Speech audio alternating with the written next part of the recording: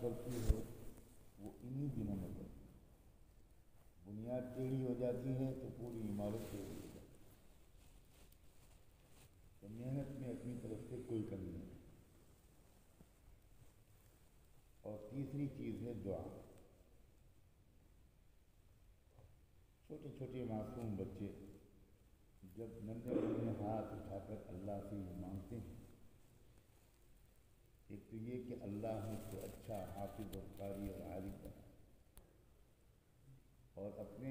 والدین کے لیے دعا کرتے ہیں کہ اللہ میرے ابو امی کو بہت بہترین جزا عطا کر دیجیے، اس لیے کہ انہوں نے مجھ کو مدرسے میں دیا، مجھے اس کا موقع انہوں نے دیا کہ میں عالم حاصل کروں۔ تو والدین کے لیے دعا کریں، اس کو کبھی نہ بھولیں۔ جن بچوں کو شروع میں یہ سمجھا دیا گیا اور ان کی عادت پڑ گئی کہ وہ شروع ہی میں بالکل اپنے والدین کے لیے روز ایک بار کم سے کم دعا کر لیتے، پوری تاریخ گواہ ہے کہ وہ بچے آگے چل کر بہت چلے، بہت ترقی انہوں نے کی اور ان سے لوگوں کو بہت فائدہ۔ میں تو کبھی بھی بلکہ اکثر مدرسوں میں جانا ہوتا ہے تو اپنے عزیز طلباء سے یہ بھی ضرور کہتا ہوں کہ وہ مہینے میں کم سے کم ایک بار اپنے ابو امی کے نام خط لکھا کریں، اور اساتذہ سے یہ گزارش کرتا ہوں کہ وہ اپنے بچوں کو اپنے والدین کے نام خط لکھنا سکھائیں۔ آج کل اس زمانے میں یہ رواج ختم ہو گیا اور فون اور موبائل وغیرہ کی وجہ سے خط لکھنے کی پوری تہذیب ہی ختم ہو چکا ہے۔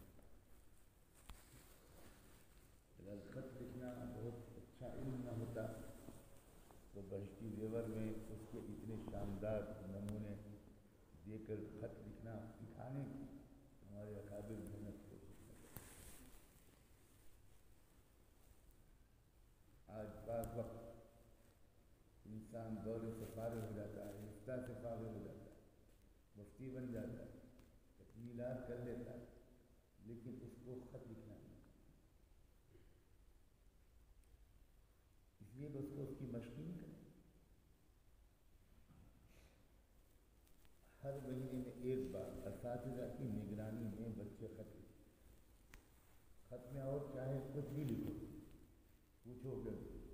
گائے نے بچہ دیا کہ نہیں دیا، مرغی انڈے دے رہی ہے کہ نہیں دے رہی ہے،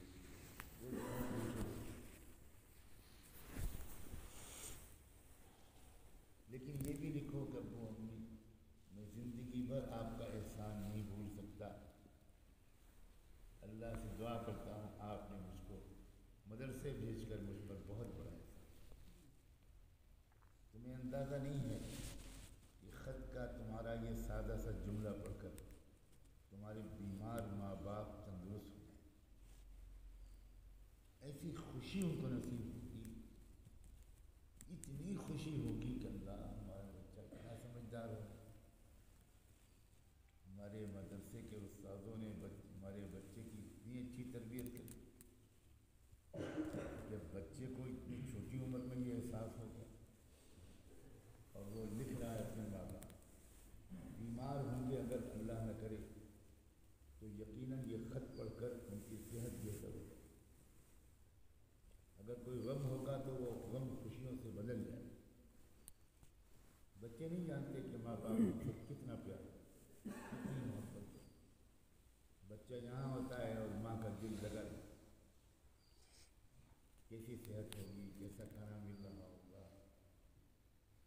اتنا ماں فکر مند رہتی۔ جہاں تمہارا خط پہنچا